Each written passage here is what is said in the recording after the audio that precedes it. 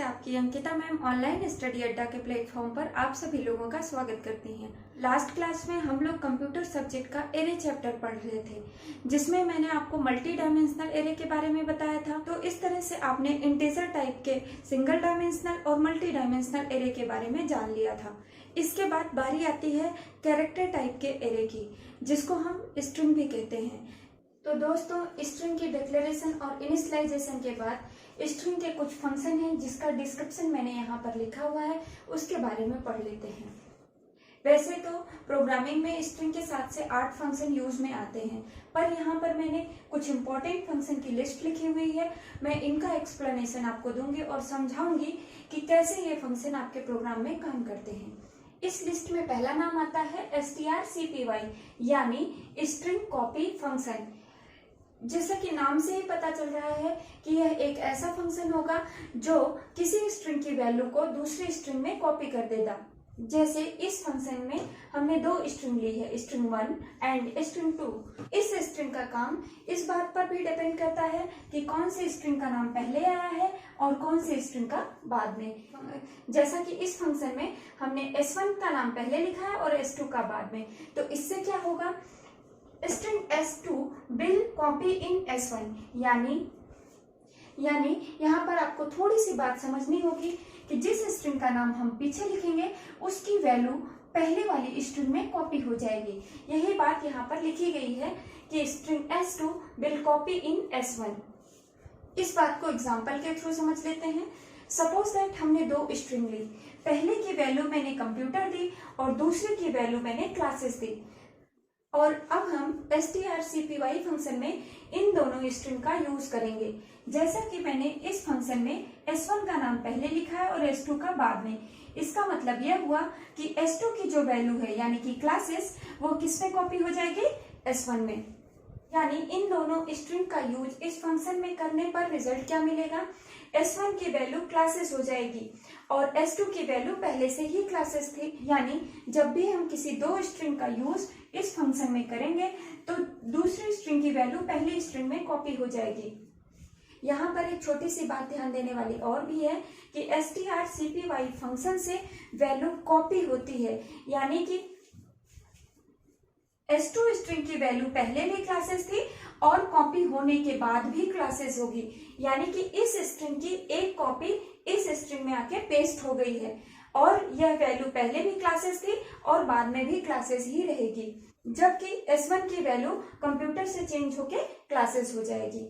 तो इस तरह से आप strcpy फंक्शन के थ्रू किसी एक स्ट्रिंग की वैल्यू को दूसरे में कॉपी कर सकते हैं।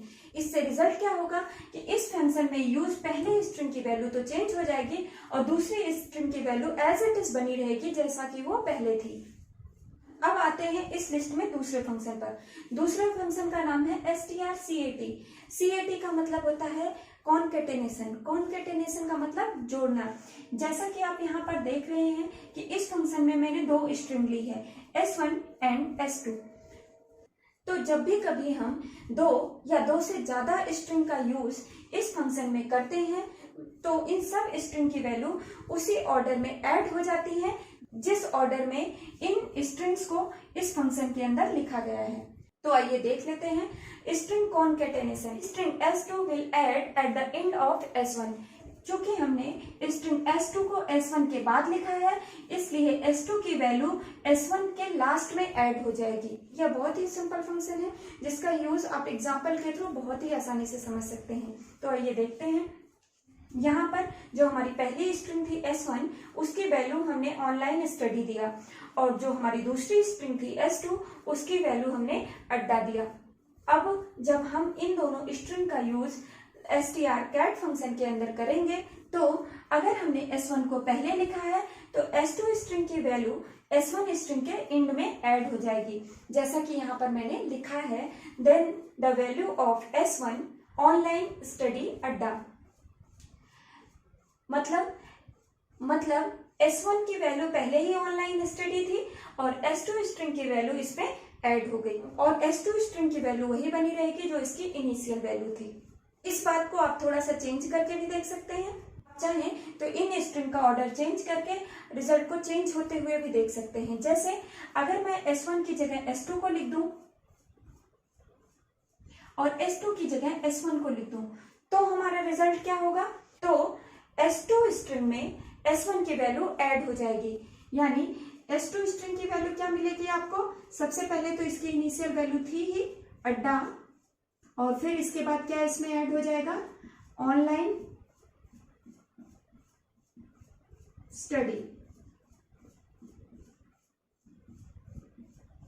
आई थिंक अब आपको यह फंक्शन बहुत ही क्लियरली समझ में आ गया होगा। यहाँ पर एक बात और भी ध्यान देने वाली है कि जब भी कभी हम strcat फंक्शन के अंदर जो पहली स्ट्रिंग यूज करेंगे उसकी साइज हमें बड़ी रखनी होगी। क्यों? क्योंकि जो हमारी दूसरी स्ट्रिंग है S2 उसकी भी वैल्यू इसमें कॉपी होनी है, और यह पॉसिबल तभी होगा जब पहले स्ट्रिंग की साइज इसकी वैल्यू से भी ज्यादा बड़ी हो। और पहली स्ट्रिंग की साइज बड़ी क्यों रखेंगे? जाहिर सी बात है कि पहली स्ट्रिंग में अगर मेमोरी लोकेशन ज्यादा होगी तभी दूसरी स्ट्रिंग की वैल्यू इसमें कॉपी हो सकेगी। इस बात को आप आसानी से समझ सकते हैं। तो इस तरह से आपने देखा कि कैसे strcat फंक्शन का यूज करके किसी दो स्ट्रिंग को आप आपस में ऐड कर सकते हैं। अब बारी आती है इस लिस्ट के तीसरे पॉइंट की, यानी strlen। len से ही पता चलता है लेंथ, यानी जब हमें किसी स्ट्रिंग की लेंथ पता करनी हो ना कि साइज, तो हम इस फंक्शन का यूज करते हैं। कैसे? इस बात को मैं यहाँ पर समझाती हूँ। इस फंक्शन का नाम string length function. Tell about the length of string S1, यानी इस फंक्शन के अंदर जिस भी स्ट्रिंग को हम यूज करेंगे उस स्ट्रिंग की लेंथ पता चल जाएगी, यानी length of the data element list, ना कि उस स्ट्रिंग की साइज। जैसा कि मैंने यहाँ पर एग्जांपल में आपको समझाया है कि मैंने एक स्ट्रिंग ली S1 जिसकी साइज कितनी है 20, और हमने इसमें जो स्ट्रिंग की वैल्यू दी है वो है इंडिया, यानी इस स्ट्रिंग की साइज तो 20 है, पर हमने जो स्ट्रिंग ली है उसमें सिर्फ 1 2 3 4 5 सिर्फ 5 कैरेक्टर है, यानी इस स्ट्रिंग की लेंथ कितनी है? ओनली 5, और इस स्ट्रिंग की साइज कितनी है 20। और साथ ही साथ इंटीजर टाइप का मैंने एक और वेरिएबल लिया है जिसका नाम x है। और आप सोच रहे होंगे कि मैम ने यहाँ पर इंटीजर टाइप का वेरिएबल क्यों लिया है? क्योंकि जब भी रिजल्ट में हमें किसी स्ट्रिंग की लेंथ मिलेगी तो जाहिर सी बात है वो इंटीजर में मिलेगी। इसीलिए इस फंक्शन के रिजल्ट को पाने के लिए मैंने एक अलग से वेरिएबल लिया है और उसका डेटा टाइप कैसा है? इंटीजर। इस बात को आप अगली लाइन में समझेंगे। जैसे x equal to strlen S1, जब हम strlen फंक्शन में S1 स्ट्रिंग का यूज करेंगे तो हमें इस स्ट्रिंग में स्टोर वैल्यू के कैरेक्टर की संख्या मिलेगी। जैसा कि हमने इस स्ट्रिंग की वैल्यू इंडिया दी थी और जिसमें 5 कैरेक्टर थे, इसलिए x की वैल्यू कितनी आएगी? 5। तो इस तरह से आपने देखा कि स्ट्रिंग लेंथ फंक्शन का यूज करके किसी भी स्ट्रिंग की लेंथ को ज्ञात किया जा सकता है। जैसा कि आपने यहाँ पर देखा था कि स्ट्रिंग की लेंथ 5 थी और हमें रिजल्ट 5 मिला, ना कि 20। अब बारी आती है इस टॉपिक के लास्ट पॉइंट की, strcmp। इस फंक्शन का नाम है स्ट्रिंग कंपैरिजन फंक्शन। जैसा कि नाम से पता चल रहा है यह फंक्शन किसी दो स्ट्रिंग के बीच में कंपैरिजन का काम करेगा। वह कैसे? आइए देखते हैं। It compares string S2 with S1 in an integer variable x। then यहाँ पर थोड़ी सी सोचने की बात है। मान लीजिए इस फंक्शन में हमने दो स्ट्रिंग पास की और जब हम इन दोनों स्ट्रिंग में कंपैरिजन करेंगे तो जाहिर सी बात है हमें 3 रिजल्ट मिल सकता है। पहला कि ये दोनों स्ट्रिंग बराबर हो, दूसरा पहली स्ट्रिंग बड़ी हो और दूसरी छोटी हो, और तीसरा दूसरी स्ट्रिंग बड़ी हो और पहली छोटी हो। और इन दोनों स्ट्रिंग के कंपैरिजन के बाद जो हमको ये रिजल्ट मिल रहा है वह किसके फॉर्म में मिल सकता है? 0 के फॉर्म में, पॉजिटिव और निगेटिव फॉर्म में। कैसे? इस बात को यहाँ पर समझते हैं। सपोज दैट जो आपने इंटीजर वेरिएबल x लिखा है उसको इस तरह से लिखें, x equal to strcmp bracket में S1 S2, यानी इस फंक्शन के थ्रू इन दोनों स्ट्रिंग में जो भी कंपैरिजन का रिजल्ट होगा, चाहे वह 0 हो, चाहे वो पॉजिटिव हो, चाहे वो निगेटिव हो, वह किस में स्टोर हो जाएगा? x में। क्यों x में स्टोर हो जाएगा? क्योंकि ये इंटीजर वेरिएबल है और जैसा कि आप स्टेटमेंट में देख रहे हैं कि इसके कंपैरिजन के बाद जो भी रिजल्ट होगा वो x में ट्रांसफर हो रहा है। तो इस तरह से जब हम S2 स्ट्रिंग का कंपैरिजन S1 से करेंगे तो सिचुएशन तीन तरह की हो सकती है। पहली, x इक्वल टू 0, यानी जब हमने S2 का कंपैरिजन S1 से किया तो हमें जो x में रिजल्ट आया वो 0 आया, तो इसका मतलब क्या हुआ, बोथ स्ट्रिंग इज इक्वल।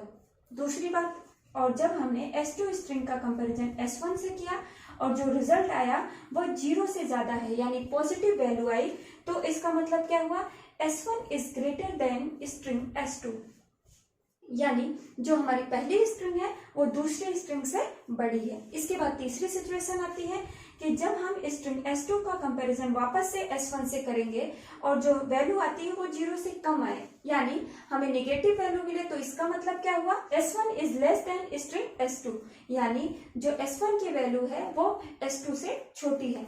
इस बात को थोड़ा आसानी से समझने के लिए आपको एग्जाम्पल समझना पड़ेगा। जैसे यहाँ पर मैंने दो स्ट्रिंग ली है, पहली S1 दूसरी S2। पहली S1 जो है उसकी वैल्यू मैंने इंडिया दी है और जो S2 है उसकी वैल्यू मैंने भारत दी है। अब हम इन दोनों स्ट्रिंग में कंपैरिजन करेंगे और किस फंक्शन का यूज करके, strcmp। तो इस तरह से strcmp फंक्शन में इन दोनों स्ट्रिंग का यूज करके हम कंपैरिजन करेंगे और जो इसका रिजल्ट होगा वो किस में ट्रांसफर होगा, x में। जैसा कि आप यहाँ पर देख रहे हैं, जो S1 स्ट्रिंग है उसमें कितने कैरेक्टर है, 5, और जो S2 स्ट्रिंग है उसमें कितने कैरेक्टर है, 6। यानी अब आपको यह बात समझ में आ रही होगी कि इन दोनों स्ट्रिंग के कंपैरिजन में हमको रिजल्ट 0 मिलेगा कि पॉजिटिव मिलेगा कि निगेटिव मिलेगा।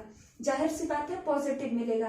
क्यों? क्योंकि जो दूसरी स्ट्रिंग है जिसका कंपैरिजन आप पहली वाली से कर रहे हैं उसकी साइज पहली वाली से क्या है, बड़ी है। इस बात का रिजल्ट यहाँ पर लिखा है कि strcmp फंक्शन का यूज करके अगर हम इन दोनों स्ट्रिंग में कंपैरिजन करते हैं तो रिजल्ट हमें क्या मिलेगा, S1 is less than string S2, यानी जो हमारी पहली स्ट्रिंग है वो दूसरी स्ट्रिंग से छोटी है।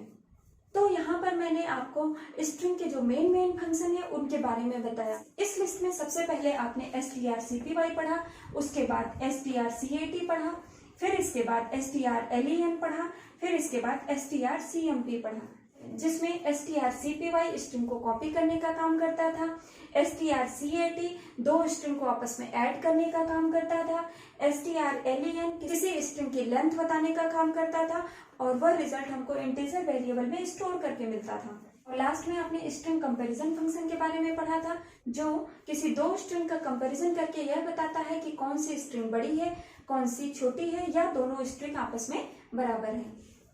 इन सभी फंक्शन के साथ एक बहुत इंपॉर्टेंट बात यह है कि जब भी कभी इनमें से किसी भी एक फंक्शन का यूज अगर आप अपने प्रोग्राम में करेंगे तो आपको निश्चित रूप से string.h हेडर फाइल का यूज करना पड़ेगा। क्यों?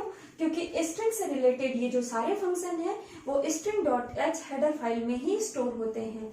तो इस तरह से जब भी कभी आप किसी भी फंक्शन का यूज करेंगे तो आपको निश्चित रूप से string.h हेडर फाइल का यूज आपको अपने प्रोग्राम में करना पड़ेगा।